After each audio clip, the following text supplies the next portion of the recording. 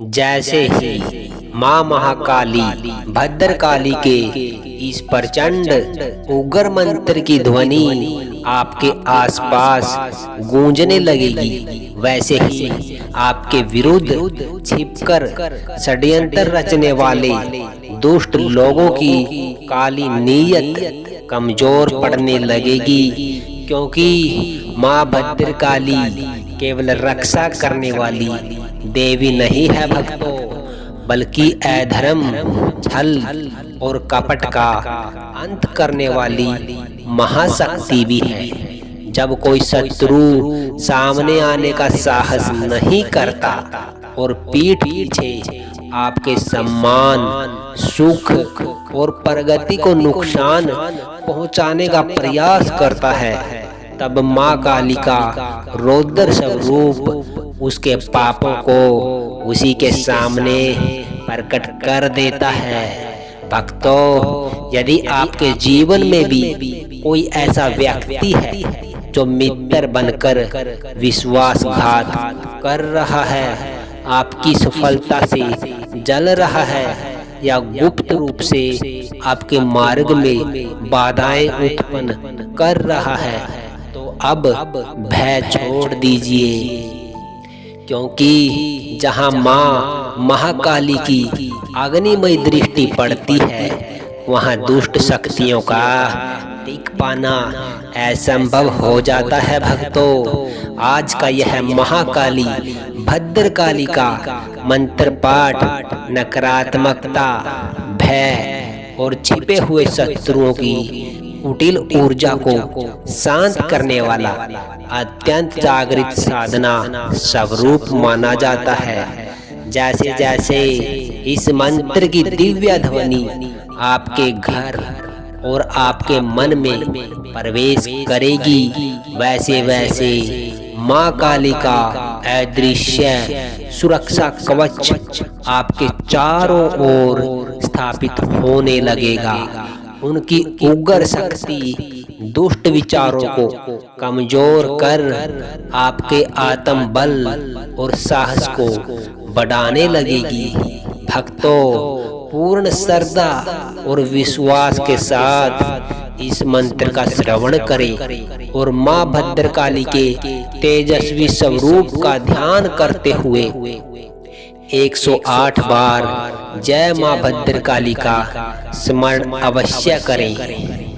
ओम ऐं ह्रीं क्लीं चामुण्डै विच्यै महाकाली भद्रकाली कालरात्रि नमोस्तुते।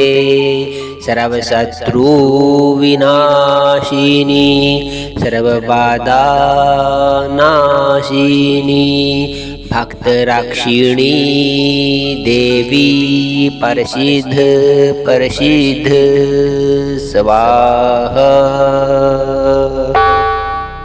ओम ऐं ह्रीं क्लीं चामुण्डै विच्यै महाकाली भद्रकाली कालरात्रि नमोस्तुते। सर्वशत्रु विनाशिनी सर्वबाधा नाशिनी भक्तरक्षिणी देवी प्रसिद्ध प्रसिद्ध स्वाहा। ओम ऐं ह्रीं क्लीं चामुण्डै विच्यै महाकाली भद्रकाली कालरात्रि नमोस्तुते।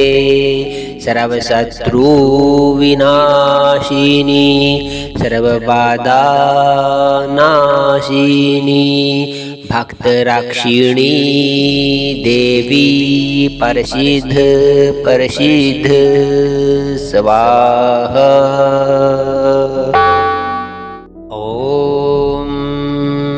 ऐं ह्रीं क्लीं चामुण्डै विच्यै महाकाली भद्रकाली कालरात्रि नमोऽस्तु ते। सर्वशत्रुविनाशिनी सर्वबाधानाशिनी भक्तरक्षिणी देवी प्रसिद्ध प्रसिद्ध स्वाहा।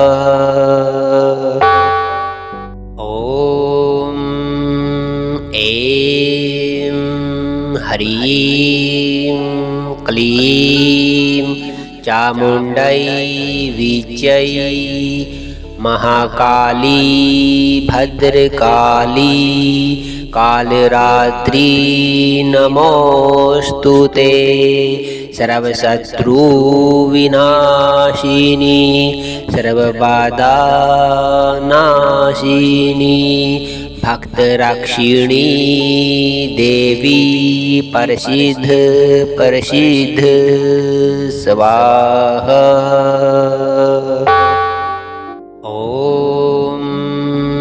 ऐं ह्रीं क्लीं चामुण्डै विच्यै महाकाली भद्रकाली कालरात्रि नमोऽस्तु ते।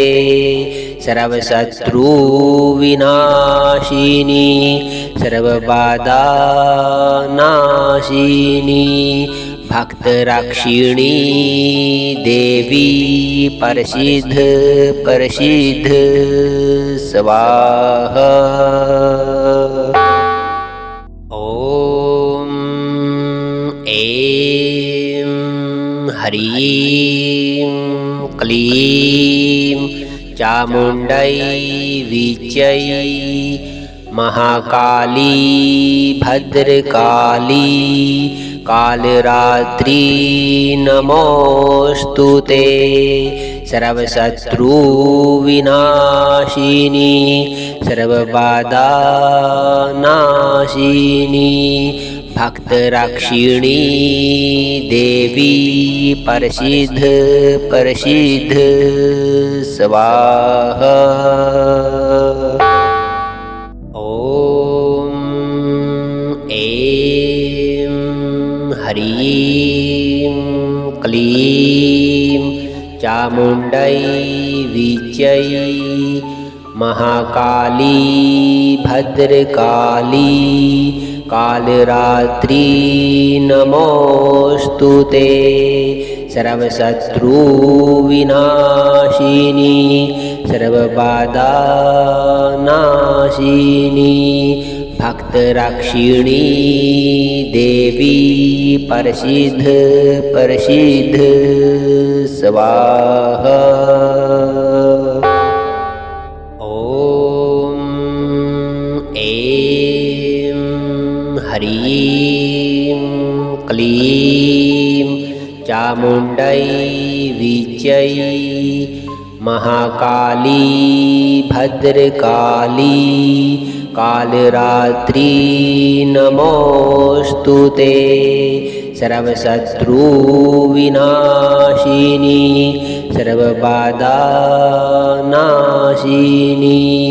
भक्तरक्षिणी देवी प्रसिद्ध प्रसिद्ध स्वाहा।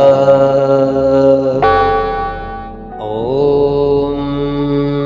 ऐं ह्रीं क्लीं चामुण्डै विच्यै महाकाली भद्रकाली कालरात्रि नमोऽस्तु ते। सर्वशत्रुविनाशिनी सर्वबाधानाशिनी भक्तरक्षिणी देवी प्रसिद्ध प्रसिद्ध स्वाहा। ॐ ह्रीं क्लीं चामुण्डै विजै महाकाली भद्रकाली कालरात्रि नमोऽस्तुते सर्वशत्रुविनाशिनी सर्वबाधानाशिनी भक्तरक्षिणी देवी प्रसिद्ध प्रसिद्ध स्वाहा। ॐ ऐं ह्रीं क्लीं चामुण्डै विजै महाकाली भद्रकाली कालरात्रि नमोऽस्तुते सर्वशत्रुविनाशिनी सर्वबाधानाशिनी भक्तरक्षिणी देवी प्रसिद्ध प्रसिद्ध स्वाहा। ॐ ऐं ह्रीं क्लीं चामुण्डै विजै महाकाली भद्रकाली कालरात्रि नमोऽस्तुते सर्वशत्रुविनाशिनी सर्वबाधानाशिनी भक्तरक्षिणी देवी प्रसिद्ध प्रसिद्ध स्वाहा। ॐ ऐं ह्रीं क्लीं चामुण्डै विजै महाकाली भद्रकाली कालरात्रि नमोऽस्तुते सर्वशत्रुविनाशिनी सर्वबाधानाशिनी भक्तरक्षिणी देवी प्रसिद्ध प्रसिद्ध स्वाहा। ॐ ऐं ह्रीं क्लीं चामुण्डै विजै महाकाली भद्रकाली कालरात्रि नमोऽस्तुते सर्वशत्रुविनाशिनी सर्वबाधानाशिनी भक्तरक्षिणी देवी प्रसिद्ध प्रसिद्ध स्वाहा। ॐ ऐं ह्रीं क्लीं चामुण्डै विजै महाकाली भद्रकाली कालरात्रि नमोऽस्तुते सर्वशत्रुविनाशिनी सर्वबाधानाशिनी भक्तरक्षिणी देवी प्रसिद्ध प्रसिद्ध स्वाहा। ॐ ऐं ह्रीं क्लीं चामुण्डै विजै महाकाली भद्रकाली कालरात्रि नमोऽस्तुते सर्वशत्रुविनाशिनी सर्वबाधानाशिनी भक्तरक्षिणी देवी प्रसिद्ध प्रसिद्ध स्वाहा। ॐ ऐं ह्रीं क्लीं चामुण्डै विजै महाकाली भद्रकाली कालरात्रि नमोस्तुते सर्वशत्रुविनाशिनी सर्वबाधा नाशिनी भक्तरक्षिणी देवी प्रसिद्ध प्रसिद्ध स्वाहा। ओम ऐं ह्रीं क्लीं चामुण्डै विच्यै महाकाली भद्रकाली कालरात्रि नमोस्तुते सर्वशत्रुविनाशिनी सर्वबाधा नाशिनी भक्तरक्षिणी देवी प्रसिद्ध प्रसिद्ध स्वाहा। ओम ऐं ह्रीं क्लीं चामुण्डै विच्यै महाकाली भद्रकाली कालरात्रि नमोस्तुते सर्वशत्रुविनाशिनी सर्वबाधा नाशिनी भक्तरक्षिणी देवी प्रसिद्ध प्रसिद्ध स्वाहा। ओम ऐं ह्रीं क्लीं चामुण्डै विच्यै महाकाली भद्रकाली कालरात्रि नमोस्तुते सर्वशत्रुविनाशिनी सर्वबाधा नाशिनी भक्तरक्षिणी देवी प्रसिद्ध प्रसिद्ध स्वाहा।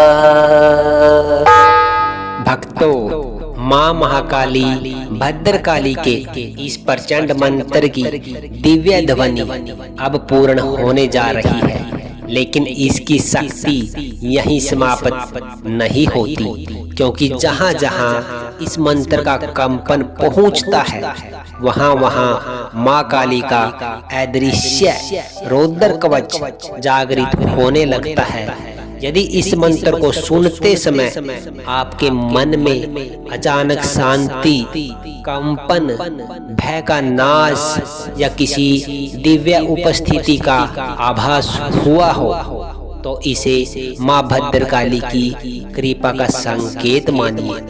अब दोनों हाथ जोड़कर पूरी श्रद्धा से माँ का स्मरण करें और मन ही मन बोले, हे माँ महाकाली, मेरे जीवन से हर छिपी बाधा, भय और नकारात्मक शक्ति का अंत करे। मुझे साहस, रक्षा और विजय का आशीर्वाद दे। भक्तों, कहा जाता है कि माँ भद्रकाली अपने सच्चे भक्तों को कभी अकेला नहीं छोड़ती। जो भक्त श्रद्धा से उनका नाम लेता है, माँ उसकी रक्षा के लिए स्वयं काल रात्रि बनकर खड़ी हो जाती है। भक्तों, अब कमेंट में अवश्य लिखें, जय माँ महाकाली, जय माँ भद्रकाली। और यदि आप चाहते हैं कि माँ की यह दिव्य शक्ति आपके घर परिवार तक निरंतर पहुँचती रहे, तो वीडियो को लाइक, शेयर और सब्सक्राइब करके बालाजी की मेहरबानी चैनल से अभी जुड़ जाइए। और अंत में सभी भक्त पूरे जोश और श्रद्धा के साथ बोले, जय माँ भद्रकाली, जय माँ भद्रकाली, हर हर महादेव।